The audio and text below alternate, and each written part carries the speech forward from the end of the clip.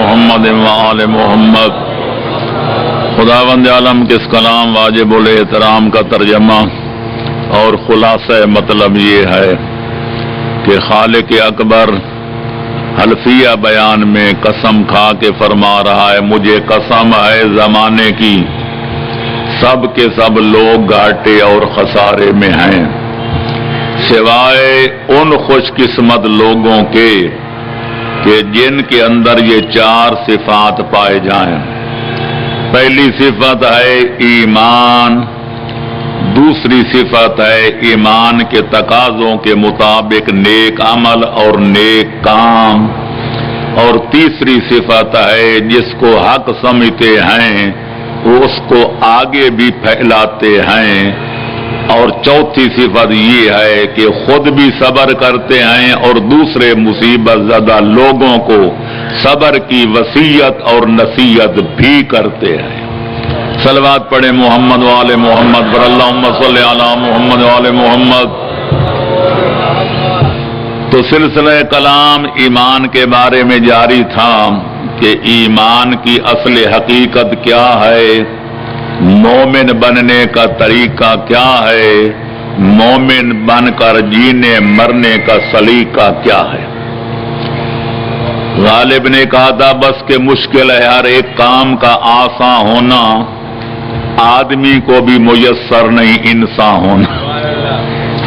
ہر کام مشکل ہوتا ہے اور وہ کوشش کی جائے تو کون سا کام ہے جو نہیں کیا جا سکتا۔ تو غالب نے دعویٰ کیا بس کہ مشکل ہے ہر ایک کام کا آسان ہونا۔ دلیل پیش کرتے ہیں کہ آدمی ہر بندہ ہے لیکن انسان بہت کم ہے۔ فرشتوں سے افضل ہے انسان بننا مگر اس میں پڑتی ہے محنت زیادہ۔ تو لہذا آدمی ہونا بالکل ایک بدیہی چیز ہے، جو اولاد آدم ہے وہ آدمی ہے، اس پر کچھ خرچ نہیں ہوتا۔ لیکن اگر آدمی ترقی کر کے انسان بننا چاہے تو بہت بڑی منزلیں طے کرنی پڑتی ہیں، اور پھر انسان اگر کوشش کرے کہ مسلمان بنے تو پھر اس کو کئی گھاٹیوں سے گزرنا پڑتا ہے، تب جا کے آدمی مسلمان بنتا ہے۔ کہ مسلمان بننے کے بعد آدمی پھر کوشش کرے کہ اہل ایمان بنے تو پھر کئی اور سیڑھیوں پہ چڑھنا پڑتا ہے، تب آدمی جا کے اہل ایمان بنتا ہے۔ اللہم صلی علی محمد وآل محمد۔ اہل ایمان کے بعد درجہ ہے امام کا یا نبوت کا، وہ کسبی نہیں۔ آدمی ترقی کر کے نہ امام بن سکتا ہے نہ نبی بن سکتا ہے، لیکن کوشش کرے تو نبی کا اچھا امتی بن سکتا ہے، امام کا اچھا غلام بن سکتا ہے۔ تو لہذا بات ہو رہی تھی کہ مومن بننا چاہیں تو جناب امیر المومنین سے پوچھا کہ مولا ایمان کیا ہے، تو مولا نے فرمایا چند عقائد حقہ ہیں، ان کو دل و دماغ میں رکھنا ہے، پھر زبان کو حرکت دے کر اس تصدیق قلبی کا اقرار کرنا ہے، پھر کچھ چند اعمال ہیں جن کو بجا لا کے اپنے ایمان کے پختہ ہونے کا اظہار کرنا ہے۔ اور پھر عرض کیا تھا کہ مولا کے دوسرے ارشادات خطبات کو سامنے رکھا جائے تو یہ حقیقت کھل کر سامنے آتی ہے کہ 5 عقیدوں کے دل و دماغ میں قائم کرنے راسخ کرنے کا نام ہے ایمان۔ ان میں سے پہلا عقیدہ ہے توحید، جس پر بقدر ضرورت گفتگو ہو چکی، اور ورنہ تو آپ کو پتہ ہے کہ گزشتہ سالوں میں نے 8 منٹ سے صرف توحید پہ پڑھی تھی، اور پھر بھی کہنا پڑا تھا کہ حق تو یہ ہے کہ حق ادا نہ ہوا۔ اور دوسرا ہے عقیدہ عدل۔ تمام اسلامی فرق اور مکاتب فکر میں سے یہ ترہ امتیاز مسلک آل محمد کے ماننے والوں کو حاصل ہے کہ ہمارے اصول عقائد میں داخل ہے کہ اللہ عادل ہے۔ عدالت کی اہمیت تو چاہتی ہے کہ آج کی ساری مجلس صرف عدل پہ پڑی جائے، لیکن دامن بیان کی کوتاہی وہ مجبور کرتی ہے کہ اس کو مختصر کر کے ذرا سلسلہ کلام آگے بھی بڑھایا جائے، اور یہی میں کوشش کروں گا۔ تو آپ سوچیں گے کہ یہ ہمارے مذہب کا طرہ امتیاز کیوں ہے؟ اللہ کی صفات اور بھی بہت ہیں، اللہ عالم بھی ہے، اللہ قادر بھی ہے، اللہ رحیم بھی ہے، اللہ کریم بھی ہے، اللہ رحمان بھی ہے، اللہ محیی بھی ہے، اللہ ممیت بھی ہے، اس کی صفات کی کوئی حد نہیں۔ ساری صفتوں کو چھوڑ کر عدل والی صفت کو ہم نے اصول میں کیوں شامل کیا ہے؟ تو میرے دوستوں اور میرے عزیزوں، پہلے تو عدل کا معنی ذہن میں رکھ لیں۔ عدل کی ضد ہے ظلم۔ ظلم کہتے ہیں وضع الشیء فی غیر محلہ، بے محل چیز کو رکھنا، بے موقع اور بے محل کام کرنا ظلم کہلاتے۔ ہر چیز کو اپنے موقع و محل پہ رکھنا عدل کہلاتا ہے۔ عدل اتنا اہم ہے کہ شریعت محمدیہ کا قانون ہے کہ اگر شاہد گواہ عادل نہیں، وہ شرعی عدالت میں گواہی نہیں دے سکتا۔ اگر پیش نماز عادل نہیں، وہ چند بندوں کے آگے کھڑے ہو کے نماز پنجگانہ یا جمعہ یا عیدین نہیں پڑھا سکتا۔ اگر مفتی اور مجتہد عادل نہیں، وہ دین کا فتویٰ جاری نہیں کر سکتا۔ اگر امام عادل نہیں، منصب امامت پہ فائد نہیں ہو سکتا۔ اگر نبی عادل نہیں، وہ نبی نہیں ہو سکتا۔ دنیا بتائے اگر خدا عادل نہیں تو پھر وہ خدا کیسے ہو سکتا ہے؟ اللہ اکبر، یا رسول اللہ، یا علی، اللہم صلی علی محمد وآل محمد۔ خدا فرماتا ہے ان اللہ یامر بالعدل والاحسان، میں اللہ اپنے بندوں کو حکم دیتا ہوں کہ لوگوں کے ساتھ عدل کرو۔ میں حکم دیتا ہوں کہ لوگوں کے ساتھ بھلائی کرو۔ خدا بندوں کو حکم دے کہ عدل کرو تو خود عدل نہ کرے، ایک بد عمل مقرر اور معاذ اللہ خدا میں فرق کیا رہ جائے گا؟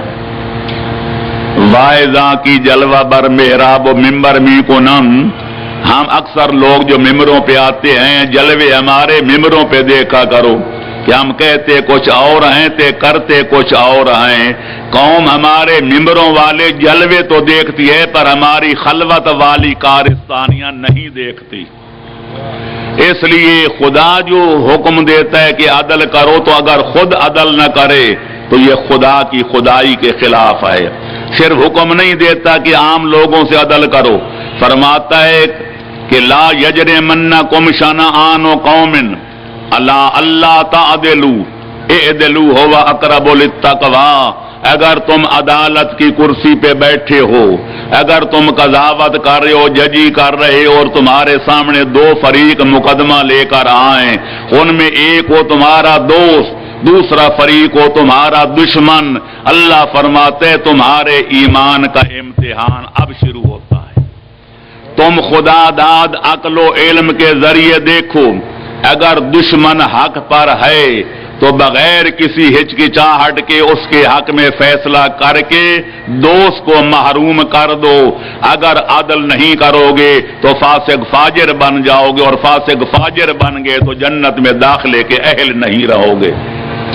تو جو خدا اپنے بندوں کو حکم دے کہ دشمنوں کے ساتھ بھی عدل کرو، کوئی عقل سلیم رکھنے والا یہ باور کر سکتا ہے کہ وہ خود خدا اپنے بندوں کے ساتھ عدل نہ کرے؟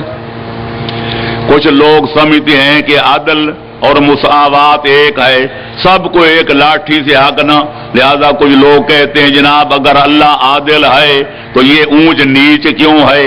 اللہ عادل ہے تو کوئی مالدار کیوں ہے؟ کوئی غریب و نادار کیوں ہے؟ کوئی 6 فٹا کیوں ہے؟ کوئی 3 فٹا کیوں ہے؟ کوئی گورا کیوں ہے؟ کوئی کالا قوم کیوں ہے؟ کوئی صحت مند قوم کیوں ہے اور کوئی بیمار اور لاچار کیوں ہے؟ تو میرے دوستوں اور عزیزوں، یہ سوال وہی کر سکتے ہیں جو بات سمجھنے کی اہلیت نہیں رکھتے۔ اس لیے کہ آپ کو معلوم ہونا چاہیے کہ اللہ کی عدالت کا یہ معنی نہیں کہ سب ایک جیسے ہو جائیں. اللہ کی عدالت کا تقاضا یہ ہے کہ اس نے ہمیں فاعل مختار بنایا، نیکی بدی کرنے کی قوت و طاقت عطا فرمائی، پھر ہم جو کچھ کرتے ہیں لیس للانسان الا ما سعی، جتنی کوئی کوشش کرتا ہے، جتنی کاوش کرتا ہے، خدا اس کا صلہ ضرور دیتا ہے. جو نیکی کرے گا اس کو جزا دے گا، جو بدی کرے گا اللہ اس کو سزا دے گا. باقی رہے گا رزق، کسی کو کم اور کسی کو زیادہ. اللہ فرماتے یہ امتحان کے پرچے ہیں. میں نے کسی کا امتحان لیا مالدار بنا کر، کسی کا امتحان لیا غریب و نادار بنا کر، کسی کا امتحان لیا صحت مند بنا کر، کسی کا امتحان لیا بیمار اور لاچار بنا کر. میں دنیا والوں کو دکھانا چاہتا ہوں کہ میری نعمتوں کا شکریہ کون ادا کرتا ہے اور میری مصیبتوں پہ صبر کون کرتا ہے. میں دکھانا چاہتا ہوں اگر میں صحت دے دوں تو میری عبادت کون کرتا ہے، اور اگر بیمار کر دوں تو میری نازل کردہ مصیبت اور بیماری پہ صبر و ضبط سے کام کون لیتا ہے. ورنہ معصوم فرماتے ہیں اللہ اتنا بڑا رزاق ہے کہ اس کائنات کے ہر بندے کو سرمایہ دار بنا دے، ہر بندہ مالدار بن جائے. اللہ کے خزانے میں اتنی بھی کمی واقع نہیں ہوگی جتنا سوئی اگر سمندر میں ڈبوئی جائے تو جتنا پانی کا قطرہ سوئی کے ناکے میں آ جاتا ہے اور سمندر میں کمی ہو جاتی ہے، اللہ کے خزانہ غیبی میں اتنی کمی بھی واقع نہیں ہوتی اگر ساری کائنات کو سرمایہ دار بنا دے. نعرہ تکبیر، اللہ اکبر، نعرہ رسالت، یا رسول اللہ، یا علی. اللہم صلی علی محمد وآل محمد. سارے مالدار ہوتے زکوٰۃ کون دیتا تھے، خمس کون دیتا تھے، پھر لیتا کون؟ اگر سارے غریب و نادار ہوتے تو پھر خمس کون ادا کرتا، زکوٰۃ کون دیتا، صدقہ کون دیتا؟ اللہ نے مالداروں کی بخشش کے اسباب الگ بنائے، غریب اور ناداروں کی مغفرت کے اسباب الگ بنائے. خدا بہتر جانتے خالق کی فطرت ہے. کوئی بندے ایسے ہوتے ہیں ایک دن بخار چڑھ جائے تو خدا کا بھی انکار کر دیں گے، دیکھ لیا خدا کو بھی، اور کوئی نہیں ملتا تھا بیماری کے لیے، مجھے ڈھونڈا. تو کچھ ایسے ہوتے ہیں کہ اگر ان کو صحت دے دے تو ساری دنیا کو تباہ و برباد کر دیں. خدا چاہتا ہے بستر پہ لیٹے رہیں تاکہ دنیا ان کے شر سے بچ جائے. الغرض جو کائنات کا خالق مالک پالک ہے وہ ہر بندے کے ظرف کے مطابق، طبیعت کے مطابق، فطرت کے مطابق سلوک کرتا ہے. بقول شاعر قسمت کی ہر ایک کو قسام ازل نے جو شخص کے جس چیز کے قابل نظر آیا. بلبل کو دیا گانا تو پروانے کو جلنا، غم ہم کو دیا سب سے جو مشکل نظر آیا. یہ اقبال اپنا جناب غالب نے کہا گرنی تھی ہم پہ بر کے تزلا نہ نو تور پر دیتے ہیں بعد ظرف قدا خار دے کر. جتنی برتن میں گنجائش ہوتی ہے اللہ اتنا دیتا ہے. ایک اور جگہ قرآن میں بھی ہے کہ وَإِن مِّن شَيْءٍ إِلَّا وَعِندَنَا خَزَائِنُهُ وَمَا نُنَزِّلُهُ إِلَّا بِقَدَرٍ مَّعْلُومٍ.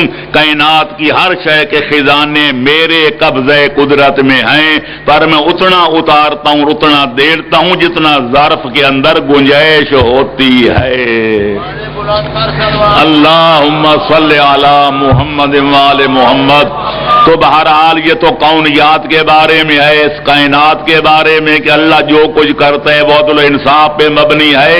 لیکن خصوصاً جو عدل ہے کہ اللہ خلاف عدل نہیں کرتا. اگر اللہ عادل نہیں، اللہ کے لیے عدالت ضروری نہیں، تو پھر کیا گارنٹی ہے کہ اس نے جو وعدہ کیا ہے میں نیکوں کو جنت میں داخل کروں گا؟ جب عادل نہیں تو وعدہ خلافی بھی کر سکتا ہے. اس نے جو فرما رکھا نبیوں اماموں کے ذریعے جو برے کام کرو گے تو میں تمہیں سزا دوں گا. لہذا جب اللہ عادل نہیں تو اپنے وعدہ وہی سے مکر سکتا ہے. اس نے کہا کہ میں جس کو بھیجتا ہوں اس کے ہاتھ پہ معجزہ ظاہر کرتا ہوں، اور میں جھوٹے کے ہاتھ پہ معجزہ ظاہر نہیں کرتا، میں اسی کے ہاتھ پہ کرتا ہوں جو میرا سچا نبی اور میرا سچا ولی ہوتا ہے۔ لیکن اللہ عادل نہیں، تو کیا گارنٹی ہے کہ وہ جھوٹے کے ہاتھ پہ معجزہ ظاہر کر کے دنیا کو گمراہ کر دے؟ الغرض یہ وہ اہم عقیدہ ہے کہ جب تک اللہ کو عادل نہ مانا جائے اس وقت تک عقیدہ قیامت بھی صحیح نہیں ہو سکتا، جنت و نار کا عقیدہ صحیح نہیں ہو سکتا، نبیوں کی نبوت پر، اماموں کی امامت پر کبھی اعتقاد نہیں رکھا جا سکتا۔ لیکن اگر اللہ کو عادل مان لیا جائے پھر آنکھیں بند کر کے ہر بندہ شریعت پہ چل کے اپنی نجات کے اسباب فراہم کر سکتا ہے، کیونکہ یقین ہے کہ ان اللہ لا یخلف المیعاد، اللہ کبھی وعدہ خلافی نہیں کرتا۔ صلوات پڑھو محمد و آل محمد پر۔ اللہ جو لوگ کہتے ہیں جی اللہ مرضیوں کا مالک ہے، اللہ کے لیے کوئی پابندی نہیں، نہ کوئی اللہ کے لیے نیکی دے، نہ کوئی بدی دے، نہ کوئی اچھائی دے، نہ کوئی برائی، وہ مرضیوں کا مالک ہے، چاہے تو موسیٰ کو پکڑ کے معاذ اللہ جہنم میں جھونک دے، وہ چاہے تو فرعون کو جنت میں داخل کر دے، مرضیوں کا مالک ہے، وہ شاہوں کا شاہ ہے، وہ بادشاہوں کا بادشاہ ہے۔ تو میں عرض کروں گا اگر موسیٰ جیسے اولو العزم نبی کو جہنم میں جھونک دے تو فرعون جیسے نابکار کو جنت میں داخل کر دے، یہ اللہ کی بادشاہی نہیں ہوگی، یہ تو پھر کھلی ہوئی سکھاں شاہی ہوگی۔ لہذا اس سکھاں شاہی سے بچنے کے لیے اللہ کو عادل ماننا پڑتا ہے۔ صلوات پڑھو محمد و آل محمد پر۔ لہذا اللہ اتنا بڑا عادل ہے کہ لا یظلم مثقال ذرۃ، اللہ فرماتے ہیں میں ایک رائی کے دانے کے برابر کسی بندے پہ ظلم نہیں کرتا۔ خدا ظالموں پہ لعنت بھیجتا ہے وَلَعْنَةُ اللَّهِ عَلَى الظَّالِمِينَ، فرماتے ظلم کرنا تو بعد کی بات، پہلے آدمی کسی کام کا ارادہ کرتا ہے، پھر اعضاء کو حرکت دیتا ہے، پھر وہ کام کرتا ہے۔ اللہ فرماتا ہے ان اللہ لا یرید ظلما للعباد، میں اللہ وہ عادل ہوں کہ اپنے بندوں پر ظلم کرنے کا کبھی ارادہ بھی نہیں کرتا۔ لہذا اگر اس کے باوجود اللہم صلی علی محمد و آل محمد، لہذا خداوند عالم عادل ہے، شاہد اللہ انہ لا الہ الا ہو والملائکۃ واولو العلم، اللہ فرماتا ہے ایک میں اللہ گواہی دیتا ہوں، دوسرا تمام کائنات کے اہل علم گواہ ہیں، تیسرا فرماتا ہے میرے تمام ملائکہ مقربین گواہ ہیں، کس بات کے گواہ ہیں کہ میں عادل ہوں۔ خدا قائم بالقسط ہے، خدا عادل ہے، یہ سارا نظام کائنات اللہ کی عدالت کے ارد گرد گھوم رہا ہے۔ اگر اللہ ظلم کرنے لگ جائے، پیغمبر فرماتے ہیں یا مولا علی کا فرمان ہے کہ الملک یبقی مع الکفر ولا یبقی مع الظلم، اگر ایک بادشاہ کافر ہو لیکن ہو نوشیروان کی طرح عادل تو حکومت چل سکتی ہے، ملک باقی رہ سکتا ہے، لیکن اگر حاکم ظلم کی چکی چلانے لگ جائے تو کبھی ملک باقی نہیں رہ سکتا۔ کفر کے ساتھ ملک بچ سکتا ہے لیکن ظلم کے ساتھ کبھی نہیں بچ سکتا۔ صلوات پڑھو محمد و آل محمد پر، اللہم صلی علیہ۔ لہذا جو لوگ یہ عقیدہ رکھتے ہیں معذرت کے ساتھ غرض کروں گا، ان کو نظر ثانی کرنی چاہیے کہ خیر ہی و شر ہی من اللہ تبارک و تعالی، کے نیکیاں بدیاں جان طرف ہوں اللہ تعالی کے۔ انسان تو اللہ کے ہاتھ میں بالکل ایک کھلونا ہے، ایک آلہ ہے، قلم کاتب کے ہاتھ میں ہے، چاہے تو قرآن لکھے چاہے تو غزل لکھے، چھری آدمی کے ہاتھ میں ہے، چاہے تو حیوان کو ذبح کرے چاہے تو کسی انسان کے گلے پہ پھیرے۔ انسان اللہ کے قبضے میں یوں ایک آلہ ہے، چاہے تو نیکیاں کرائے چاہے تو بدیاں کرائے، نیکیاں بندہ کرتا ہے تو بھی اللہ تعالیٰ کراتا ہے، اگر آدمی بدیاں کرتا ہے تو بھی اللہ تعالیٰ کراتا ہے۔ مجھے اتنا بتاؤ اگر یہ عقیدہ صحیح ہے پھر نیکوکار جنت میں جانے کا حقدار کیسے بنے گا؟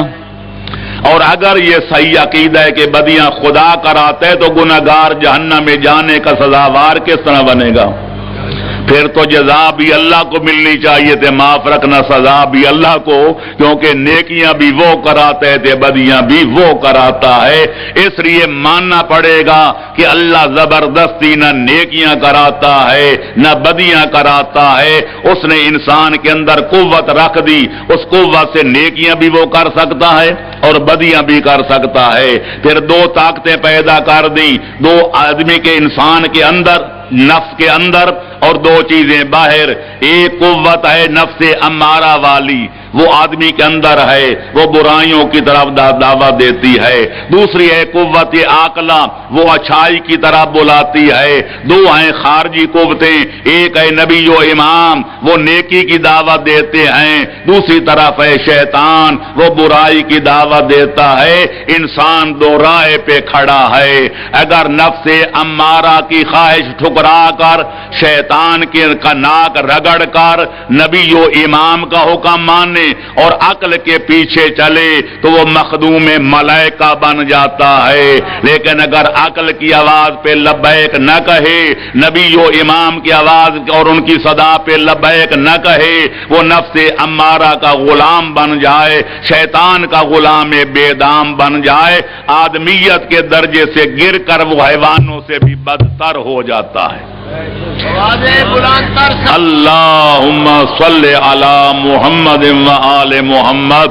یہی وجہ خدا فرماتا ہے انا ہدیناہ السبیل، ہم نے انبیاء و مرسلین بھیج کر آدمی کو راستہ دکھا دیا کہ یہ راستہ جنت کی طرف جاتا ہے، یہ راستہ جہنم کی طرف جاتا ہے۔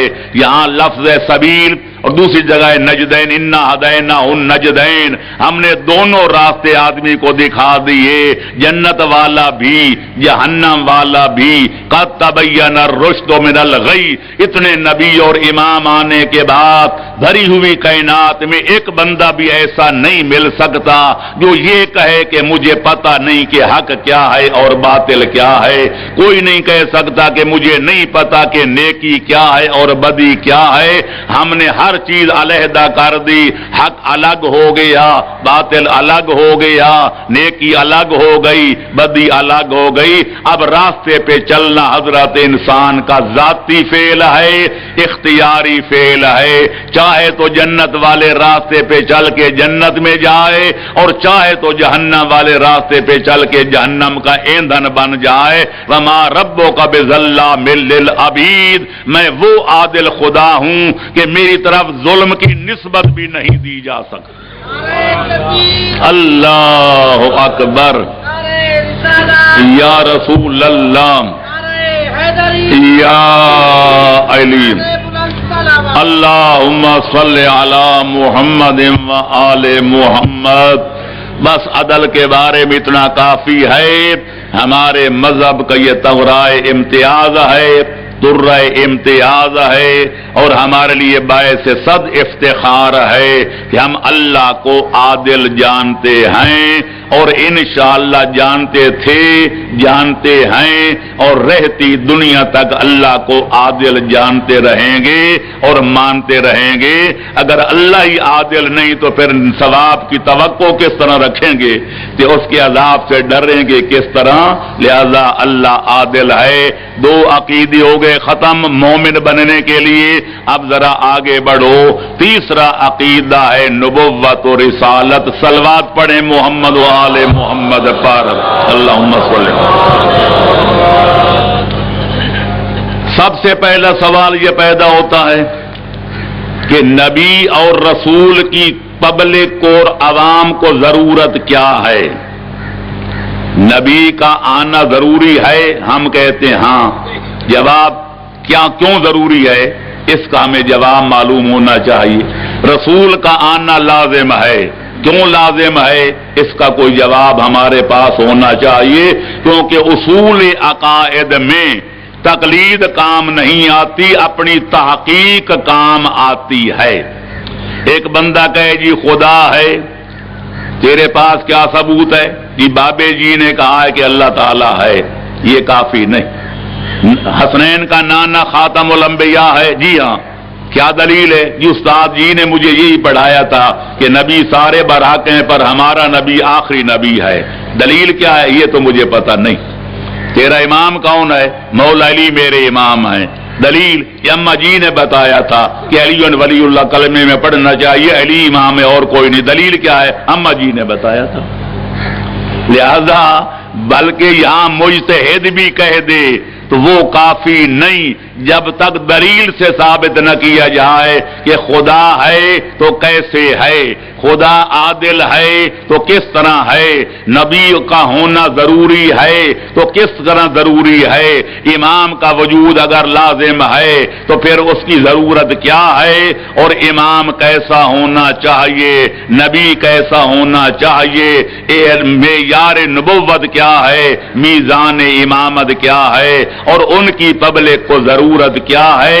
جب تک دلیل سے ثابت نہ کیا جائے اس وقت تک آدمی کا عقیدہ پختہ نہیں ہو سکتا. صلوات پڑھو محمد والے محمد پر. ہاں یہ الگ بات ہے کہ دلائل کے لیے ضروری نہیں جو نبی کے پاس ہیں وہ آپ کے پاس ہوں، جو امام کے پاس دلائل ہیں وہ آپ کے پاس ہوں، جب مجتہدین کے پاس جو بڑے بڑی دلیلیں فلسفے کی اور منطق کی اور پتہ نہیں کیا کیا قانون اور آئین فطرت کی وہ آپ کے پاس بھی ہوں. دلیل ہونی چاہیے خواہ وہ پیغمبر کے زمانے کی بوڑھی عورت کے چرخے والی کیوں نہ ہو. یہ میں نے ایک اشارہ کیا ہے، پڑھے لکھے لوگ جانتے ہیں کہ پیغمبر اکرم کا دور تھا، ایک بوڑھی عورت چرخہ کاٹ رہی تھی اور خدا خدا کا نام لے رہی تھی. ایک منکر خدا جو گزرا کہنے لگی او مائی بوڑھی تو جو کہتی ہے خدا ہے تے خدا کا ورد کر رہی ہے، تیرے پاس دلیل کیا ہے کہ خدا ہے؟ اس نے کہا میں کوئی نہ منطق پڑھی ہوں یا میں مفہوم عطا کر رہا ہوں کہ منون لفظ نہیں ہے، نہ میں منطق جانتی ہوں نہ فلسفہ نہ کوئی لمبے چوڑے دلائل. میرا چرخہ دلیل ہے کہ خدا ہے. جو چلا رہی تھی اس نے کہا وہ کس طرح؟ کہنے لگے جب یہ چھوٹی سی مشینری ہے جب میں اس کو گھماتی ہوں حرکت دیتی ہوں تو یہ چلنے لگ جاتا ہے، جب میں ہاتھ روک لیتی ہوں تو یہ فوراً رک جاتا ہے. تو مجھے پتا چل گیا اگر چھوٹی سی مشینری بغیر چلانے والے کے نہیں چل سکتی تو یہ پوری کائنات کا نظام کیسے چلانے والے کے بغیر چل رہا ہے. اللہم صلی علی محمد وآل محمد. جب بارگاہ رسالت میں اس بوڑھی عورت کا یہ واقعہ بیان کیا گیا پیغمبر نے حاضرین کو حکم دیا علیکم بدین العجائز، یہ بوڑھی عورتوں والا دین لازم پکڑو. اس کا یہ معنی نہیں ہے کہ جو علماء کہیں وہ بری کیا وہ چھوڑ دو بس وہی بات نہیں. مطلب یہ تھا کہ جو دین اختیار کرو، جو عقیدہ اختیار کرو، جو اپنا نظریہ دل و دماغ میں راسے کرو وہ دلیل کے ساتھ کرو خواہ وہ چرخے جیسی سادہ دلیل کیوں نہ ہو. تو لہذا یہاں بھی وہی بات ہے، پہلے سوچنا پڑے گا کہ ہمیں نبی اور رسول کی ضرورت کیا ہے، کیوں خدا پر لازم ہے کہ وہ رسول بھیجے. تو میرے دوستو میرے عزیزو اس کے بارے میں بہت کچھ کہا جا سکتا ہے. میں نے اصل الفوائد میں اپنی تفسیر فیضان الرحمان میں بڑے دلائل اور بڑے وجوہ نقل کیے ہیں، لیکن حالات حاضرہ کے پیش نظر اور ظرف زمان و مکان کے مطابق میں 2-3 وجوہ کی طرف اشارہ کروں گا. پہلی بات تو یہ ہے کہ جب ہم اللہ کو مانتے ہیں اور اللہ کو علیم و حکیم بھی جانتے ہیں کہ اللہ ہے، جیسا کہ کل گفتگو ہو چکی، اللہ نے ہمیں پیدا کیا، اللہ نے ہمیں انسان کو اشرف المخلوقات بنایا، اللہ نے کوئی کام بغیر حکمت و مصلحت کے نہیں کیا. تو پھر سوال ابھر کے سامنے آتے ہیں اللہ نے ہمیں پیدا کیوں کیا؟ اگر وہ علیم بھی ہے اور حکیم بھی ہے اور یقیناً ہے تو پھر ہمارے پیدا کرنے میں حکمت کیا ہے، ہمارے پیدا کرنے میں مصلحت کیوں ہے؟ زمین کا فرش کیوں بچھایا گیا؟ آسمان کا شامیانہ کیوں لگایا گیا؟ اس کو یہ روشن جو ہیں دو قندیلیں چاند اور سورج کی یہ کیوں روشن فرمائی گئیں، لاکھوں کروڑوں جو ہیں تاروں کے یہ کمکمے کیوں جلائے گئے، یہ نظام ہستی کیوں سجایا گیا، حضرت انسان کو کیوں پیدا کیا گیا، اس کی غرض خلقت کیا ہے، اس کے چند طریقے تھے۔ یہ اللہ سے جا کر ہم پوچھتے، اللہ کی بارگاہ میں جا کر، یا اللہ ہمارے سامنے آ کے بتاتا، لیکن یہ دونوں چیزیں ممکن نہیں۔ ہم گناہگار ہیں، بدکار ہیں، اتنے ہیچ مدار ہیں کہ اللہ کی بارگاہ تک براہ راست پہنچ نہیں سکتے۔ اللہ اتنا اجل و عرفہ ذات ہے کہ وہ آنا جانا اس کی شان کے خلاف ہے، وہ ہر کس و ناقص سے کلام نہیں کرتا۔ یہی تھے دو حساب، سو یوں پاک ہو گئے۔ پھر کون بتائے کہ اللہ نے ہمیں پیدا کیوں کیا، ہماری خلقت کا مقصد کیا ہے یا نہیں؟ ادھر والے چوپ ہیں، پچھلے والے اللہم صلی علی محمد وآل محمد۔ تھوڑی تھوڑی سطح ذہنی بلند کرنی چاہیے، آدمی تدبر کرے، تفکر کرے، تعقل کرے۔ سارا قرآن بھرا پڑا ہے، اس میں نشانیاں ہیں تدبر کرنے والوں کے لیے، اس میں نشانیاں ہیں تعقل سے کام لینے والوں کے لیے، اس میں نشانیاں ہیں تدبر اور تفکر کرنے والوں کے لیے۔ لہذا سوچنا پڑے گا کہ اللہ نے ہمیں کیوں پیدا کیا۔ ابس تو کام کرتا نہیں، بے فائدہ تو وہ کوئی کام کرتا نہیں۔ افحسبتم انما خلقناکم عبثا وانکم الینا لا ترجعون۔ اے انسان تو یہ گمان کرتا ہے کہ میں اللہ نے تجھے بے مقصد پیدا کیا؟ اگر تیرا گمان ہے تو یہ غلط ہے۔ حکیم کبھی بے مقصد کام نہیں کرتا۔ تو آؤ سوچیں وہ مقصد کیا ہے۔ ہم وہاں جا نہیں سکتے، وہ ہمارے سامنے آتا نہیں، ہم سے کلام فرماتا نہیں، تو عقل کہتی ہے عام پبلک اور خدا کے درمیان کوئی وسیلے ہونے چاہیے،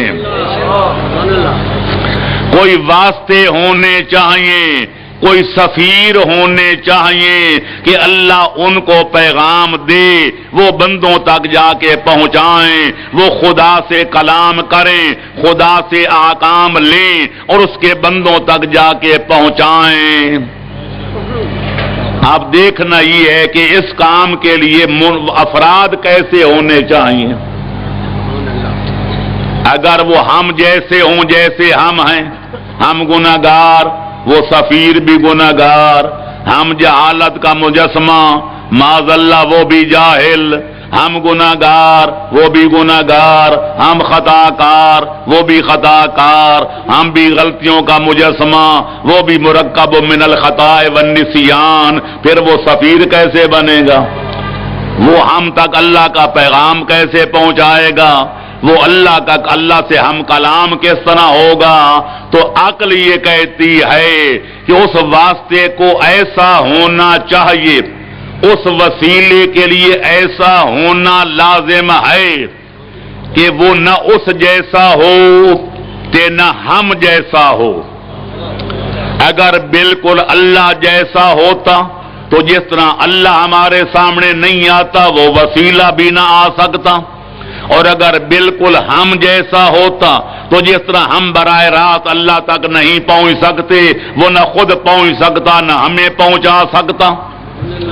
اس لیے عقل کہتی ہے اس میں دو پہلو ہونے چاہیے، ایک پہلو ہو نورانی اور روحانی، اور دوسرا پہلو ہو جسمانی اور انسانی، جو روحانی اور نورانی جنبے اور پہلو کی بنا پر مرکز نور سے رابطہ قائم کر سکے، اللہ سے ہم کلام ہو سکے، اللہ سے پیغام لے سکے، اور دوسرے جنبہ اور دوسرے پہلو انسانی کی بنا پر انسانوں میں رہ سکے، ان کے ساتھ بیٹھ سکے، ان تک اللہ کا پیغام پہنچا سکے۔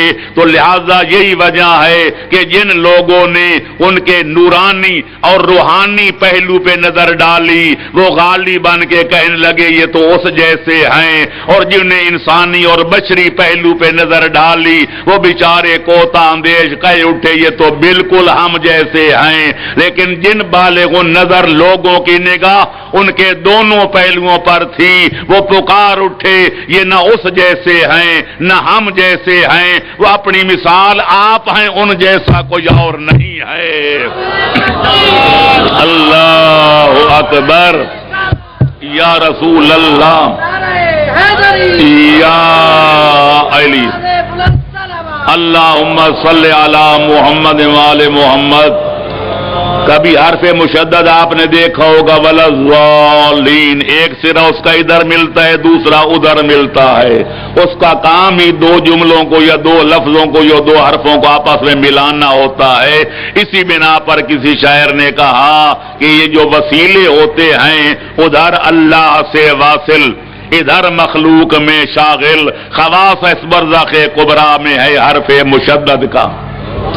لہذا ان کے نورانی جنبے کو دیکھا جائے تو خدا سے احکام لیتے ہیں, خدا سے کلام کرتے ہیں. انسانی پہلو کو دیکھا جائے وہ ہمارے پاس آتے ہیں, وہ کھاتے بھی ہیں, وہ پیتے بھی ہیں, وہ سوتے بھی ہیں, وہ جاگتے بھی ہیں, ہمارے درمیان رہتے بھی ہیں. لہذا ہم ان سے مانوس ہو جاتے ہیں اور ان کے کردار کی پھر ہم نقل اتارتے ہیں, ان کے نقش قدم پہ چلتے ہیں. ان کا کردار ہمارے لیے مشعل راہ کا کام دیتا ہے. صلوات پڑھو محمد والے محمد پر. ایک ضرورت اور یہ سب سے بڑی ضرورت ہے, اور دوسری وجہ انبیاء و مرسلین کی ضرورت یہ ہے کہ اللہ نے ہر انسان کے اندر دو قوتیں رکھی ہیں, ایک قوت ملکیہ اور ایک ہے قوت بہیمیہ. جسم کے تقاضے اور ہیں, روح کے تقاضے اور ہیں. روح فرشتوں سے ملتی جلتی ہے, ہمارا جسم حیوانوں سے ملتا جلتا ہے. روح کہتی ہے اچھے کام کرے, جسم کہتے ہے برے کام کرے. وہ کہتے ہے ڈنگروں ڈھوروں والے کام کر, روح کہتی ہے فرشتوں والے کام کر. تو اگر یہ پھر کبھی روح بیمار ہو جاتی ہے, کبھی صحت مند ہوتی ہے, کبھی جسم بیمار ہو جاتا ہے, کبھی صحت پا جاتا ہے. اللہ نے لاکھوں ڈاکٹر پیدا کیے جسم کی بیماریوں کے لیے. کیا اس کی عدالت اور اس کی عدالت کا تقاضا نہیں تھا کہ کوئی روح کے معالج بھی پیدا کرتا جو انسان کو بتاتے کہ تیری روح کی ترقی کا راز کیا ہے, اگر روح بیمار ہو جائے تو اس کا علاج کرنے کا طریقہ کیا ہے, اور اس کی صحت کو بحال رکھنے کا طریقہ کیا ہے. تو میں کیوں نہ عرض کروں جو روح کی بیماریوں کا علاج کرتے ہیں انہی ہستیوں کو شریعت کی زبان میں کبھی نبی کہا جاتا ہے, کبھی رسول کہا جاتا ہے. صلوات پڑھو محمد والے محمد پر. تو لہذا دو وجہ, اور تیسری وجہ وہ بھی ایک ایسی معقول وجہ ہے کہ جس کا کوئی عقل مند انکار نہیں کر سکتا. خالق نے انسان کو مدنی و تباہ پیدا کیا ہے. کوئی بندہ, کوئی شاہ ہو یا گدا, کوئی امیر ہو یا فقیر, جتنا بڑا کیوں نہ ہو, ہر بندہ اپنے تنہا ضروریات زندگی پورے نہیں کر سکتا. آدمی ایک دوسرے کا محتاج ہے, شاہ گدا کا, گدا شاہ کا, دکاندار خریداروں کا, خریدار دکانداروں کے, افسر ماتحتوں کے, ماتحت اپنے افسروں کے. کوئی ڈاکٹر کا محتاج, کوئی معمار کا محتاج, کوئی وکیل کا محتاج, کوئی جج کا محتاج, کوئی کسی کا محتاج, کوئی کسی کا محتاج. ایک بندہ کہے میں جوتے بھی اپنے خود بناؤں گا, کپڑے بھی خود اپنا تیار کروں گا, مکان بھی خود بناؤں گا, مقدمہ بھی خود لڑوں گا, فیصلہ بھی خود کروں گا. ایسا ہمدان آدمی ہم نے تو آج تک نہ دیکھا ہے نہ سنا ہے. لہذا جب آدمی نے مل جل کے رہنا ہے, امیر بھی ہیں, فقیر بھی ہیں, شاہ بھی ہیں, گدا بھی ہیں, نیک بھی ہیں, بدکار بھی ہیں, ظالم بھی ہیں, مظلوم بھی ہیں, تو لہذا ان کے لیے کوئی قانون نہیں ہونا چاہیے جو آدمیوں کے درمیان عدل قائم کرنے کے لیے, ان کے نظام کو برقرار رکھنے کے لیے, مظلوموں کو ظالموں کے پنجے ظلم سے چھڑانے کے لیے اور نظام دنیا چلانے کے لیے کوئی آئین نہیں ہونا چاہیے, کوئی قانون نہیں ہونا چاہیے. یقیناً آپ کہیں گے کہ ہونا چاہیے, لیکن اس کے دو طریقے ہیں. ایک دفعہ کے قانون بندے بنائیں, ایک دفعہ کے کائنات کا خالق مالک قانون بنائے. ہمارے قانون کیوں روزانہ بدلتے رہتے ہیں؟ ترمیمیں کیوں ہوتی رہتی ہیں؟ کوئی کہتے ہیں فلانا بحال کرو تو کوئی کہتے ہیں وہ ختم ہو گیا اب نیا قانون بناؤ، کوئی کہتے ہیں یہ ترمیم کرو، ہر کی آمد عمارت نو ساخت، رفت و منزل بدیگر پرداخت۔ ہر بندہ خود غرض ہوتا ہے وہ قانون بنائے گا جس میں اس کا فائدہ ہوگا، دوسروں کا بے شک نقصان ہو جائے، لیکن ہر حاکم، ہر قانون دان، ہر قانون ساز ایسا قانون بنائے گا جس میں اس کا اور اس کے خاندان کا یا اس کے چاہنے والوں کا فائدہ ہو تو دوسروں کا نقصان۔ جب یہ چلا جائے گا پھر دوسرا آ جائے گا، اس میں ترمیمیں کرے گا، وہ ترمیمیں کہ جس سے اس کا فائدہ ہوتے باقیوں کا نقصان۔ لہذا قانون ساز ایک ایسی ہستی کو ہونا چاہیے کہ جس کی نظر میں سارے برابر ہوں، اور وہ کائنات کے خالق کے سوا کوئی اور نہیں ہو سکتا، کائنات کے مالک کے سوا، کائنات کے پالک کے سوا کوئی نہیں ہو سکتا۔ لہذا اللہ نے قانون بنایا جس کو شریعت کہتے ہیں، اور نبیوں رسولوں کے ذریعے اپنے بندوں تک پہنچایا۔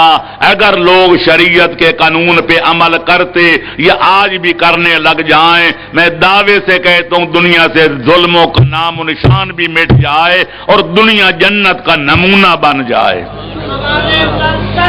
اللہم صلی علی محمد وآل محمد۔ تو لہذا شریعت میں قانون سازی کا حق اللہ کو حاصل ہے، قانون اللہ بناتا ہے، آئین اللہ بناتا ہے۔ جب وہ قانون بنا دے بندوں کی بہتری کے لیے، ان کی صلاح و فلاح کے لیے، ان کے دین و دنیا میں کامیابی و کامرانی کے لیے، اس کے بنائے ہوئے قانون کو بندوں تک پہنچانا یہ نبی اور رسول کا کام ہوتا ہے۔ جب اللہ بنا دے نبی پہنچا دے، کہ نبی پہنچا کر اللہ کی بارگاہ میں واپس چلا جائے، اس قانون کو آگے پھیلانا اور مشکل وقت آنے پر اپنا تن من دھن قربان کر کے اس قانون کو زندہ جاوید بنانا، یہ ہوتا ہے نبی کے قائم مقام یعنی کائنات کے امام کا کام۔ اللہم صلی علی محمد و آل محمد۔ اب واضح ہو گیا کہ کائنات کو ہادی کی ضرورت ہے، رہبر و رہنما کی ضرورت ہے۔ اب دیکھنا یہ ہے کہ اللہ جن کو نبی اور رسول بناتا ہے، کسی ویسے بھیڑ بکریاں چرانے والے کو پکڑ کے اس کے سر پہ تاج نبوت رکھ دیتا ہے؟ کسی ہل چلانے والے کو پکڑ کے رسول بنا دیتا ہے؟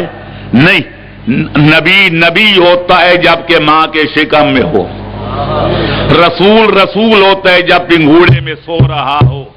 تو اللہ جن کو نبی بناتا ہے، اللہ جن کو رسول بناتا ہے، اور جن کو نبی اور رسولوں کا قائم مقام اور کائنات کا ہادی و امام بناتا ہے، ان کو چند ایسے صفات بدو خلقت میں ان کی فطرت میں رکھ دیتا ہے کہ جن کی وجہ سے وہ ساری دنیا سے اعلیٰ و افضل ہوتے ہیں، اور کائنات میں کوئی ان کا ہم پایا اور ہم پلہ نظر نہیں آتا ہے۔ اللہم صلی علی محمد وآل محمد۔ میں خود ستائی نہ بن جائے، جتنا مختصر لفظوں میں اس طویل مطالب کو سمیٹ رہا ہوں، اگر آپ 500-600 صفحے کی کوئی کتاب پڑھتے تو شاید اس نتیجے پہ پہنچتے، یا 20 تقریریں سنتے تو شاید اس نتیجے پہ پہنچتے۔ بے شک میں ذرا جلدی بول رہا ہوں، اور ظاہر ہے کہ زیادہ جلدی بولنا حسن خطابت کو مجروح کر دیتا ہے، لیکن میری مجبوری یہ ہے کہ میں چاہتا ہوں عاشورہ ختم ہونے سے پہلے جو موضوع میں نے شروع کیا اس آیت مبارکہ کی، اس سورہ مبارکہ کی تفسیر مکمل ہو جائے اور ہم کسی نتیجے پر پہنچ سکیں۔ اس لیے میں ذرا اختصار کے ساتھ اور جلدی پھینک سے کام لیتے ہوئے عرض کر رہا ہوں کہ میرے دوستوں اور میرے عزیزوں، آؤ دیکھیں کہ نبی اور رسول میں کن صفات و ملکات کا پایا جانا لازمی ہے۔ صلوات پڑھو محمد و آل محمد پر۔ نبی اور رسول آتے ہیں کائنات کی ہدایت کے لیے، کائنات کو سیدھا راستہ بتانے کے لیے، سیدھے راستے پہ چلانے کے لیے، تو عقل کا فیصلہ ہے کہ پہلے خود ان کو ہدایت یافتہ ہونا چاہیے۔ وہ دنیا کو راستہ بتانے کے لیے آئے تو خود پتہ نہ ہو کہ راستہ کون سا صحیح ہے۔ آنخیشتن گمست کرا رہبری کند، جب خود رہبر بیچارہ گمراہ ہو، اس کو پتہ نہ ہو کہ راہ کون سا سیدھا ہے، وہ باقی لوگوں کی رہنمائی کیا خاک کرے گا؟ لہذا عقل کا فیصلہ ہے کہ جو نبی بن کر آئے، جو رسول بن کر آئے، یا صاف لفظوں میں عرض کروں جو ہادی اللہ کی طرف سے کائنات کا ہادی بن کر آئے، اس کے لیے ضروری ہے کہ خود ہدایت یافتہ ہو، وہ جنت اور جہنم کے راستوں سے آگاہ ہو، ان تمام حالات و قوائف کو جانتا ہو جو جنت کے راہ رموں کو یا جہنم کے راستے کے چلنے والوں کو پیش آ سکتے ہیں۔ تو پہلی صفت یہ ہوئی کہ نبی اور رسول کو یا ان کے قائم مقام کو ہدایت یافتہ ہونا چاہیے۔ دوسری صفت، نبی اور رسول آتے ہیں گناہگاروں کو گناہ سے روکنے کے لیے، لوگوں کو اللہ کی عبادت اور اطاعت کا درس دینے کے لیے، وہ آتے ہیں لوگوں کو بدکاری سے روکنے کے لیے، نیکوکاری کو پھیلانے کے لیے۔ تو یہ تبھی ممکن ہے کہ ان کا اپنا دامن کسی گناہ کی آلودگی سے ملوث نظر نہ آئے اور ان کا دامن کسی نیکی سے خالی نظر نہ آئے، اور یہ تبھی ممکن ہے کہ وہ معصومان الخطا ہوں، وہ گناہوں سے پاک ہوں۔ ہمارے نیک لوگ بھی جب بروں کی صحبت میں بیٹھتے ہیں تو وہ بھی بدکار بن جاتے ہیں۔ نوح کا بیٹا برے لوگوں کے پاس بیٹھا، وہ اپنی نبوت کا خاندان بھی گم کر بیٹھا۔ لہذا نبی کے لیے ضروری ہے کہ اگر وہ کائنات کو متاثر نہ کر سکیں تو کم از کم بدکار لوگوں کی بدکاری سے خود تو متاثر نہ ہوں۔ لہذا ضروری ہے کہ نبی اور رسول اور ان کا قائم مقام عصمت کبریٰ کے مالک ہوں، ان کے دامن پر کسی گناہ کا دھبا نظر نہ آئے اور کسی نیکی کے ترک کرنے کا کوئی داغ نظر نہ آئے۔ مخالف ہزار ایڑیاں چوٹیاں رگڑیں، جتنا چاہیں کوشش کریں، پر ان کی چادر عصمت پر کسی صغیرہ گناہ کا بھی داغ ثابت نہ کر سکیں، اس کے بغیر نہ کوئی نبی بن سکتا ہے، نہ رسول بن سکتا ہے۔ اللہم صلی علی محمد وآل محمد۔ نبی اور رسول آتے ہیں دنیا سے جہالت کو دور کرنے کے لیے، علم کی روشنی کو پھیلانے کے لیے، دنیا کو عالم بنانے کے لیے، جہالت کا صفایا کرنے کے لیے۔ کہ اگر نبی ہو تو نبی دعویٰ کرے میں نبی ہوں تو لوگ جا کر پوچھیں مسئلہ جناب حضرت یہ فرماؤ فلاں چیز کا حکم کیا ہے، کہ وہ کہے پرسوں آ کے جواب لے جانا، میں اپنی کابینہ سے مشورہ کر لوں۔ جی صلوات پڑھو محمد والے محمد پر۔ جی کوئی آ کر مسئلہ پوچھے، کوئی فیصلہ کرانا چاہے، کوئی تنازع کھڑا ہو جائے دو فریقوں میں، تو وہ کہے جناب میں علماء کی پہلے کیبنٹ اپنی بلاؤں گا میٹنگ، اس میں آپ کا مسئلہ رکھوں گا، ایک ہفتے کے بعد آپ پھر آ جانا، انشاءاللہ آپ کا فیصلہ ہو جائے گا۔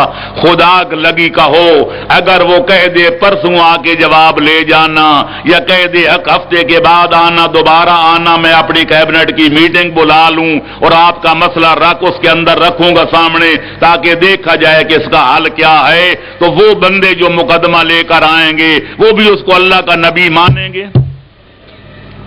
صلوات پڑھو محمد و آل محمد پر۔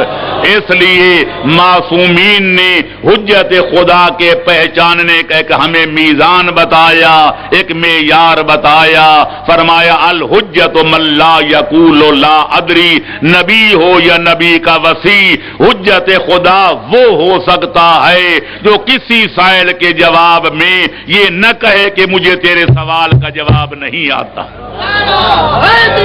یا علی جس موضوع کے بارے میں کوئی پوچھے، جس وقت پوچھے، جس حال میں پوچھے، سائل کا سوال ختم نہ ہو کہ اس کا جواب نقد حاضر ہو، اس کو حجت خدا کہتے ہیں۔ اور لہذا ضروری ہے کہ وہ آنے والا نبی عالم ہو، لیکن عالم بھی ایسا کہ بندوں سے نہ پڑھے۔ اگر بندوں سے پڑھے، سکول میں پڑھے، کالج میں پڑھے، دینی مدرسہ میں پڑھے، استاد کو چھوڑ کے شاگرد کو نبی بنا دیا جائے تو استاد کو کہا جائے پڑھ اپنے شاگرد کا کلمہ، اور ساری دنیا پڑھ جائے، استاد کلمہ نہیں پڑھے، وہ کہے گا اگر نبی بنانا تھا تو میں استاد جو موجود ہوں مجھے چھوڑ کے میرے شاگرد کو کیوں بنایا گیا؟ اس لیے جو نبی اور رسول ہوتا ہے یا امام، وہ اللہ کے مدرسہ لدنی سے فراغت کی سند لے کر آتے ہیں، وہ دنیا کے سکولوں کالجوں میں پڑھنے کے محتاج نہیں ہوتے۔ اللہم صلی علی محمد وآل محمد۔ نعرہ تکبیر، اللہ اکبر، نعرہ رسالت، یا رسول اللہ، نعرہ حیدر۔ یا علی۔ بجلی کی لوڈ شیڈنگ کی وجہ سے بانیان مجالس نے آج 15 منٹ مجھے جو ہے لیٹ شروع کرنے کا موقع دیا۔ اس بنا پر اگر وہ جو لیٹ بھی شروع کیا، ابھی زیادہ سے زیادہ 6-7 منٹ میرے پاس گھنٹہ مکمل ہونے میں رہتے ہیں، تو اس لیے بھی کہا گیا تھا کل چونکہ لوگوں کے سوال جلدی ختم ہو گئے تھے تو پروگرام 10 منٹ پہلے ختم ہو گیا تھا، وہ سزا دی جا رہی ہے۔ صلوات پڑھو محمد والے محمد پر جی۔ تو بہرحال آپ کے سوالوں کے جواب بھی دینے تھے، منزل بھی بڑی لمبی تھی لیکن حکایت بود طولانی بخاموشی ادا کردم۔ تو میرے دوستو عزیزو، پھر عقل کا یہ بھی فیصلہ ہے کہ دنیا میں بے شک باپ سب کا آدم ہے تے ماں سب کی حوا ہے، لیکن قومی اختلاف ہے، قبائل کا اختلاف ہے، ذات و صفات کا اختلاف ہے، کوئی لوگوں نے پیدا کیے، کوئی خدا نے پیدا کیا، تو نتیجہ یہ نکلا اونچ نیچ موجود ہے جس کا کوئی انکار نہیں کر سکتا۔ تو نبی اور رسول کے لیے اور ان کے قائم مقام کے لیے انشاءاللہ قائم مقاموں کی بات پھر کل ہوگی تفصیل کے ساتھ، تو اتنا ضروری ہے کہ اس خاندان کے فرد ہوں جس کی طرف کوئی دشمن بھی انگلی نہ اٹھا سکے، اس خاندان کے مرد ہوں یا عورتیں، بڑے ہوں یا چھوٹے، نبی اور رسول کے لیے ضروری ہے، اور ان کا جو قائم مقام ہوگا اس کے لیے بھی لازم ہے کہ وہ ایسے خاندان اعلیٰ کا فرد ہو کہ کوئی دشمن بھی اس کے خاندان کی طرف انگلی نہ اٹھا سکے کہ اس کے خاندان کی فلاں عورت اچھی نہیں تھی، یا فلاں مرد اچھا نہیں تھا، یا فلانے کا کردار مشکوک تھا، تاکہ کوئی بندہ عذر نہ کر سکے میں اونچے خاندان کو ہو کر نیچے والے کو کیوں مانوں۔ صلوات پڑھو محمد و آل محمد پر۔ اور ان ساری باتوں کے باوجود ایک اور چیز جو نبی اور رسول کے لیے ضروری ہے وہ ہے کہ اس کے پاس کوئی اللہ کی طرف سے نبی اور رسول مقرر ہونے کی سند بھی ہو۔ اسی سند کو شریعت کی زبان میں معجزہ کہتے ہیں۔ کوئی ایسا کام کر کے دکھائے، اللہ اس کے ہاتھوں پر کوئی ایسا کام ظاہر کرے جو نیچر کے خلاف ہو پر عقل کے خلاف نہ ہو، وہ دکھائے جو ساری دنیا کو عاجز کر دے، اس کا مثل کوئی اور نہ لا سکے، اس کو کہتے ہیں نبی کی نبوت کی سند اور رسول کی رسالت کی سند اور امام کی امامت کی سند۔ لہذا اس کے لیے صاحب معجزہ ہونا بھی ضروری ہے۔ لہذا جب جس شخص میں یہ صفات جلیلہ و جمیلہ پائے جائیں کہ وہ دعویٰ کرے میں اللہ کا نبی اور اللہ کا رسول، یا اللہ کے نبی اور رسول کا قائم مقام اور تمہارا امام ہوں، عقل کہتی ہے کہ اس کو ماننا واجب ہے، اگر نہیں مانو گے تو گمراہی کے سوا کچھ حاصل نہیں ہوگا۔ صلوات پڑھو محمد و آل محمد پر۔ یہاں میں اپنے بیان کو ختم کرنا چاہوں گا۔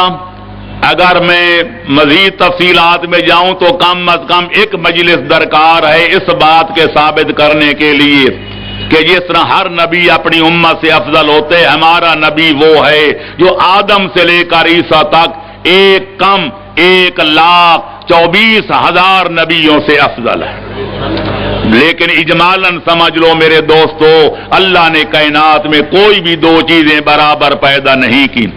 تلک الرسل فضلنا بعضهم علی بعض، نبی ہیں تو درجے الگ الگ، رسول ہیں تو مرتبے الگ الگ، امام ہیں تو درجے الگ الگ، مومن ہیں تو ایمان الگ الگ، کوئی دو بے ایمان ہیں تو بے ایمانی الگ الگ، دو نیکوکار ہیں تو نیکی الگ الگ، دو بدکار ہیں تو برائی الگ الگ، دو عالم ہیں تو علم الگ الگ، دو جاہل ہیں تو جہالت الگ الگ، لہذا دو نبی بھی برابر نہیں۔ اللہ تیسرے پارے کے آغاز میں فرماتے تلک الرسل، یہ سارے رسول جو میں نے بھیجے ہیں سارے برحق ہیں، لیکن فضلنا بعضهم علی بعض، میں نے بعضوں کو بعضوں پہ فضیلت دی ہے۔ ہمارا نبی وہ ہے، اللہم صلی علی محمد وآل محمد، ہمارا نبی وہ نبی ہے، ہمارا رسول وہ رسول ہے جو سارے نبیوں سے افضل بھی ہے، وہ سید الانبیاء بھی ہے، اور ہمارا نبی وہ ہے جو خاتم الانبیاء بھی ہے، سارے نبیوں سے افضل ہمارا نبی، سارے نبیوں کا ختم کرنے والا ہمارا نبی۔ لہذا اللہ نے یہ امت محمدیہ کو اعزاز عطا فرمایا کہ بغیر مانگے تانگے اس نے ہمیں اس نبی اعظم کی امت بنایا کہ جس کے امتی ہونے کی دعائیں نبی مانگتے ہوئے نظر آتے ہیں۔ اللہم صلی علی محمد وآل محمد۔ نتیجہ یہ نکلا ساری بات کا کہ اللہ نے جب سے تخلیق کائنات کا آغاز کیا اس روز سے لے کر آج کے لمحے تک، اور آج کے لمحے سے لے کر آفتاب قیامت کے ابھرنے تک ہم قرآن اٹھا کر غلاف خانہ کعبہ کو پکڑ کر اللہ کے قرآن کو سر پہ رکھ کر اللہ کی ذات و صفات کی قسم کھا کر کہہ سکتے ہیں کہ جب سے آغاز کائنات ہوا اس وقت سے لے کر اختتام کائنات تک اللہ نے کوئی ایسا سانچہ بنایا ہی نہیں کہ جس نے ڈھلنے والا عبداللہ اور آمنہ کے لال کی برابری کا جرات کر سکے۔ اللہم صلی علی محمد وآل محمد۔ وہ سید الاولین بھی ہیں، وہ سید الآخرین بھی ہیں، وہ خواجہ کائنات بھی ہیں، وہ افضل الموجودات بھی ہیں، وہ علت غائی کائنات بھی ہیں، اور سب سے بڑھ کر وہ ممدوح خدا بھی ہیں۔ اور میں چاہوں اس ممدوح خدا کی مدح کروں، بقول شاعر کس سے ہو سکتی ہے مدح ممدوح خدا، اور کس سے ہو سکتی ہے آرائش فردوس بری، جس کی اللہ مدح کرے کوئی بندہ کیسے کر سکتا ہے؟ جس جنت کو خالق اپنے دست قدرت سے سجائے اس کی زیبائش میں کون افزائش کر سکتا ہے؟ صلوات پڑھو محمد و آل محمد پر۔ بس میرے دوستو، میرے عزیزو، اتنی عظمت کا مالک نبی، اتنی جلالت کا مالک نبی، اتنے صفات جلیلہ و جمیلہ کا حامل نبی، لیکن وہ خود فرماتے ہیں ما اوذی نبی کا ما اوذیت، جس قدر مجھے دنیا نے اذیت پہنچائی، جتنا مجھے صدمے پہنچائے، اتنا آدم سے لے کر عیسیٰ تک کسی نبی کو بھی اذیت نہیں پہنچائی گئی۔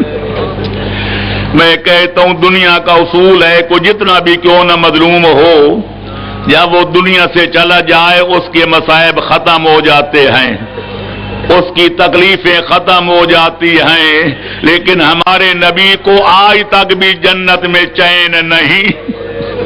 کہیں اپنی بیٹی کے مصائب، کہیں اپنے بھائی اور داماد حیدر کرار کے مصائب، کہیں اپنے شہزادے گانے کونین جن کے امام حسن کو دائیں گود میں اور امام حسین کو بائیں گود میں اٹھا کے نبی چلتے تو فخر کرتے تھے کہ جیسے نواسے خالق نے مجھے دیے ایسے کسی اور کو نہیں دیے.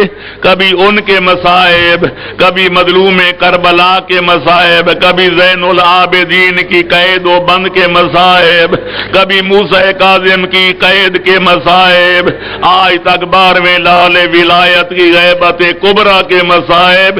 نبی کو آج بھی جنت میں چین نہیں.